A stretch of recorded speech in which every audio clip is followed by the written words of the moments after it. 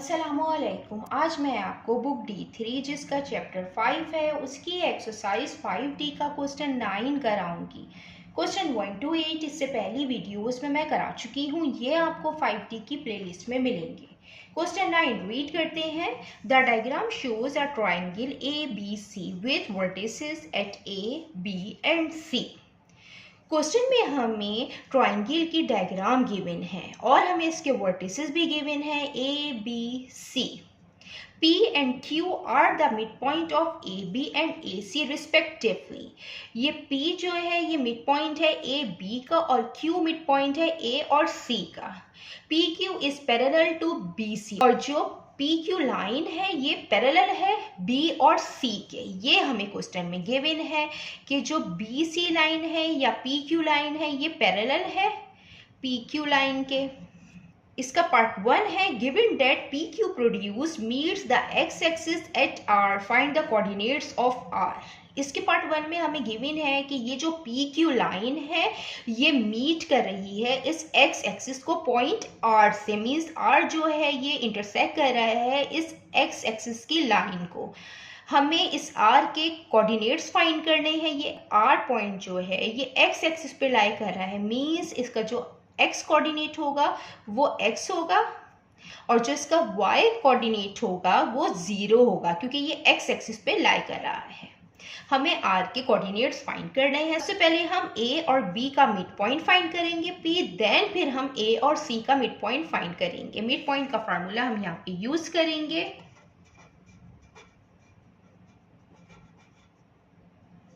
जो mid point का formula होता है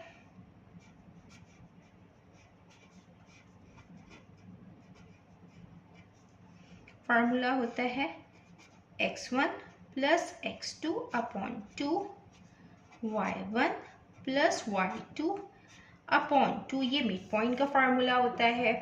फर्स्ट हमें फाइंड करना है, first find the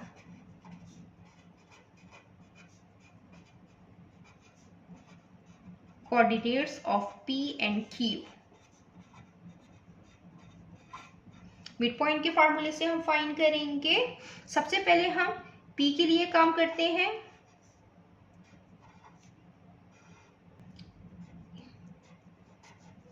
mid point का फार्मूला है, यहाँ पे हम P के कोऑर्डिनेट फाइंड करेंगे। P A और B का मिड पॉइंट है तो हम यहाँ पे A और B के कोऑर्डिनेट्स यूज करेंगे। इसको यूज करते हुए फाइंड करेंगे तो हम यहाँ पे लिख देते हैं जो A के कोऑर्डिनेट है वो -2, 2 है और जो B के कोऑर्डिनेट है वो है 8, 6। हम इनको नाम दे देते हैं, ये x1 है, ये y1 है, ये x2 है और ये y2 है। ये हम इसमें पुट करेंगे। जो x1 है वो -2 है और x2 8 है और जो y1 है वो 2 है और y2 जो है वो 6 है। Minus plus minus 8 - 2 6 upon 2, 6 + 2 8 upon 2। 2 1 time 2, 2 3 time 6, 2 1 time 2, 2 4 time 8। जो मिड पॉइंट आया है लाइन A और B का वो आया है 3, 4, मीन्स P हमारे पास आ गया है 3, 4।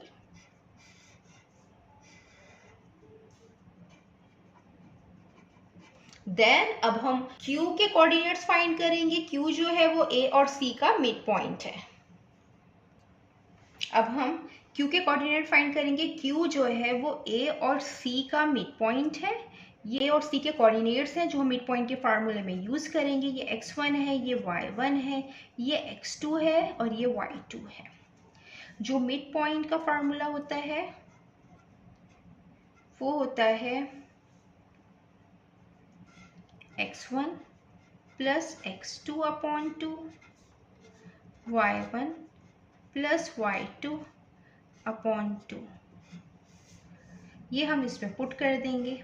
x1 है -2 और x2 है 10, y1 है 2 और y2 है 1।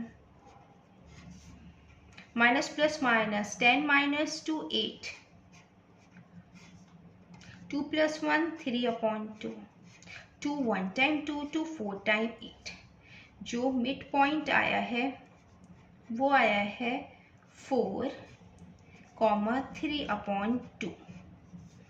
ये Q के कोऑर्डिनेट्स आ गए हैं।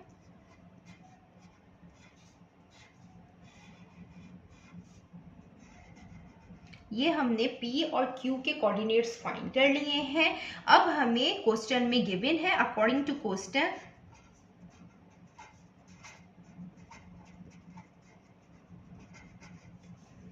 BC या PQ जो लाइन है वो पैरेलल है B और C लाइन के।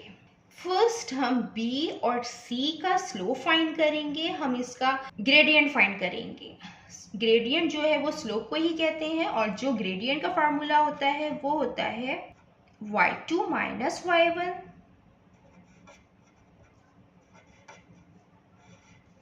x2 minus x1। हम यहाँ पे ग्रेडियंट फाइंड करेंगे B और C का। B के कोऑर्डिनेट्स रखेंगे और C के। तो जो B के कोऑर्डिनेट्स हमें क्वेश्चन में गिवन है वो 8,6 है और जो C के कोऑर्डिनेट्स गिवन है वो 10,1 है। हम इनको नाम दे देते हैं, ये x1 है, ये y1 है, ये x2 है और ये y2 है। देन अब हम इसको फार्मूले में पुट करते हैं। स्लोप का या ग्रेडियंट का जो फार्मूला है वो ये है y2 माइनस y1। यहाँ पे जो y2 है 1 है और जो y1 है वो 6 है और यहाँ पे जो x2 है वो 10 है और x1 8 है। प्लस माइनस माइनस हो जाएगा, 1 माइनस 6 माइनस 5, 10 माइनस 8 2। तो जो ग्रेडियंट आया है B और C का वो -5/2 आया है। डायग्राम में हमें लाइन गिवन थी, ये P था पॉइंट और ये Q था और ये R पॉइंट था।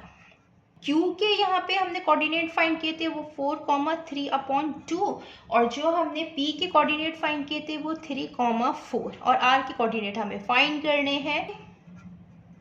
BC लाइन थी वो इस तरीके से थी, ये BC लाइन थी, ये इस लाइन के पैरेलल थी। तो इसका जो ग्रेडियंट आया है वो आया है -5/2।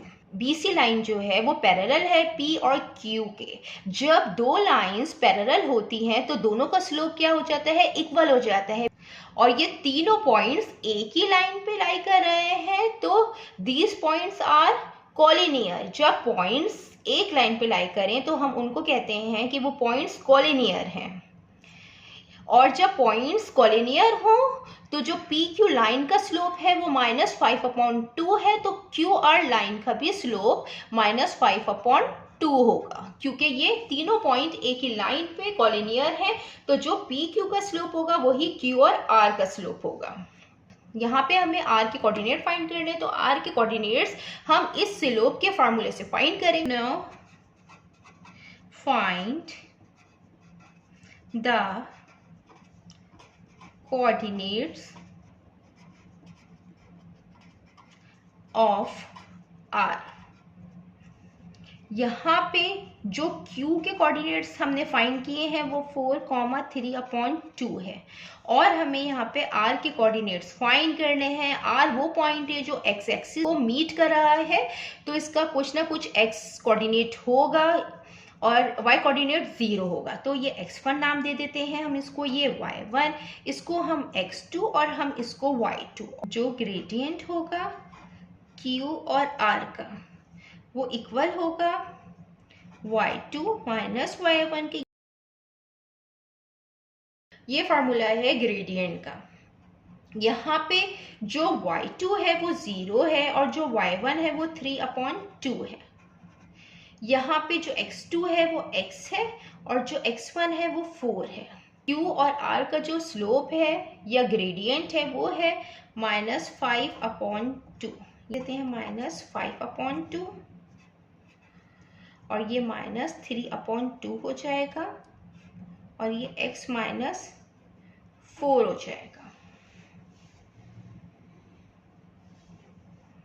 ये हम क्रॉस मल्टीप्लिकेशन कर देंगे, ये यहाँ चला जाएगा और हम इसको यहाँ भेज देंगे। ये -5 x -4 हो जाएगा, ये 2 हो जाएगा, -3/2 हो जाएगा। 2 से ये 2 कैंसिल हो जाएगा, यहाँ पे ये -3 है, ये यहाँ पे -5 है, ये माइनस साइन से हम माइनस साइन कैंसिल कर देंगे। ये 5 इससे मल्टीप्लाई हो जाएगा, 5x हो जाएगा, ये 5 4 टाइम 20 हो जाएगा इज इक्वल टू 3। सॉल्व कर लेते हैं हम। ये हो गया 5x, ये 20 माइनस में है, जब ये दूसरी साइड पे जाएगा तो ये प्लस में हो जाएगा, 3 + 20। यहाँ पे 5x आ जाएगा इज इक्वल टू 20 + 3 23। 5x से मल्टीप्लाई हो रहा है, जब ये दूसरी साइड पे जाएगा तो डिवीजन की फॉर्म में आएगा। ये x कोऑर्डिनेट हमने फाइंड कर लिया है। यहाँ पे जो r के हमें कोऑर्डिनेट फाइंड करने थे, ये हमने फाइंड कर लिए हैं। ये आया है 23/5 और यहाँ पे y जो है वो 0 है। ये इम्प्रॉपर फ्रिक्शन में आया है, तो इसको हम मिक्स फ्रिक्शन में इस तरीके से यहाँ पे लिखेंगे 23 5 5 4 टाइम 20, 23 - 23 आ जाएगा। इसको हम इस तरीके से भी लिख सकते हैं 5, ये रिमाइंडर है और ये क्वोशंट है। इम्प्रॉपर फ्रिक्शन में लिखा हुआ है। इम्प्रॉपर फ्रिक्शन में हम कोई आंसर नहीं लिखते हैं। अगर इम्प्रॉपर फ्रिक्शन में होता है तो हम उसको चेंज कर देते हैं मिक्स फ्रिक्शन में। तो यहाँ पे जो r कोऑर्डिनेट है, आप इसको इस तरीके से यहाँ पे लिख सकते हैं 4 3/5 0। अब हम इसका पार्ट 2 करते हैं। ये इसका पार्ट 2 है।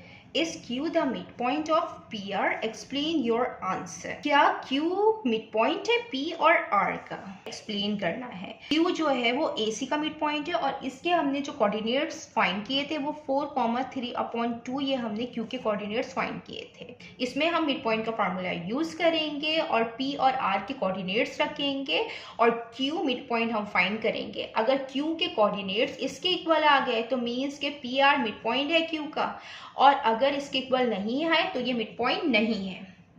तो हम इसको इस तरीके से करते हैं। हम यहाँ पे P के कोऑर्डिनेट्स रखेंगे जो हमने इसमें फाइंड किए हैं 3 और 4, और R के कोऑर्डिनेट्स रखेंगे 4 3/5 और 0।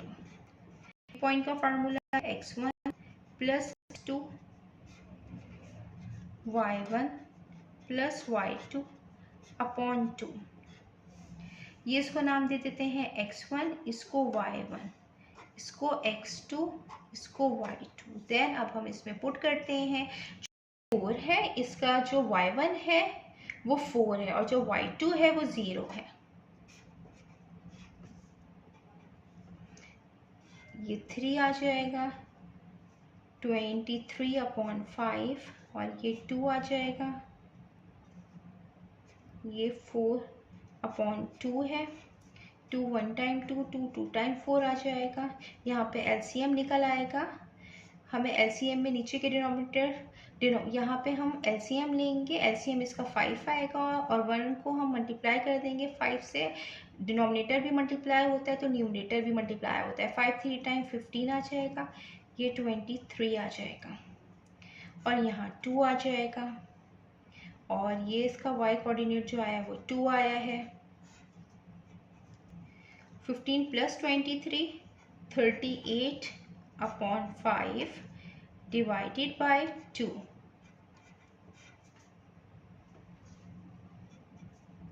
ये मल्टीप्लिकेशन में चेंज होगा तो ये रेसिप्रोकल हो जाएगा, 1/2 आ जाएगा। ये 2 1 टाइम 2 है, ये 2 1 टाइम 2 है, 2 9 टाइम 18 आ जाएगा। तो जो मिड पॉइंट आया है P और R का वो आया है 19/5 और 2। ये Q का यहाँ पे मिड पॉइंट आया है। तो ये सेम नहीं है क्योंकि Q के जो कोऑर्डिनेट्स हैं वो ये हैं। मीन्स के क्यू जो है वो पी आर का मिड पॉइंट नहीं है, तो हम यहाँ पे लिख देते हैं नो।